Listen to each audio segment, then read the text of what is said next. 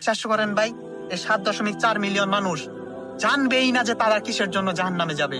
যখন আল্লাহর সামনে দাঁড়াবে, বিচারের মাঠে দাঁড়াবে, তখন তারা নিজেও জানে না। ভরসা আল্লাহর নাম করে যে খেলা দেখবার বইয়া উঠলাম। আজকে কিন্তু গেস্টিকের বড়ি, মাথা বেদনার বড়ি, প্যান্টার সিট পরে পেটের বেদনা আর পাতলা ভাই যা বড়ি আছে সব খায়া হইছি। আজকে কোনো টেনশন নাই, ঠোকক বাজিত। এই ভিডিওতে তিনি যা প্রকাশ করেছে আদেও কিন্তু তিনি তা করেননি। আসলে এগুলো তিনি বলেছেন মানুষকে হাসানোর জন্য।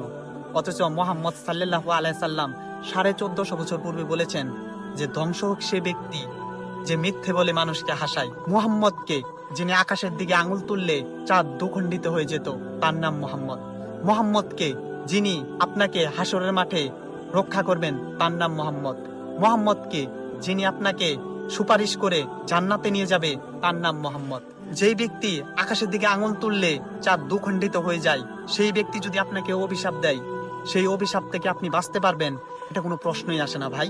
তিনি যদি আপনাকে অভিশাপ দেন, অবশ্যই আপনাকে জাহান্নামে যেতে হবে। আপনি আমার বড় ভাইয়ের মতো, আপনি আমার ছোট ভাইয়ের মতো, আমার কথাগুলো মেনে নিন।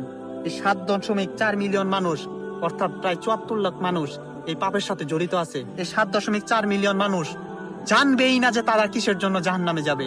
যখন আল্লাহর সামনে দাঁড়াবে, বিচারের মাঠে দাঁড়াবে, তখন তারা নিজেও জানে না। আপনি এগুলা একটু বোঝার চেষ্টা করবেন, আপনি এগুলা একটু জানার চেষ্টা করেন। ভিডিও করতে হবে মানুষকে সত্য কথা বলে, আর কন্টেন্ট বানাও ইসলামিক সীমাবদ্ধ রেখে।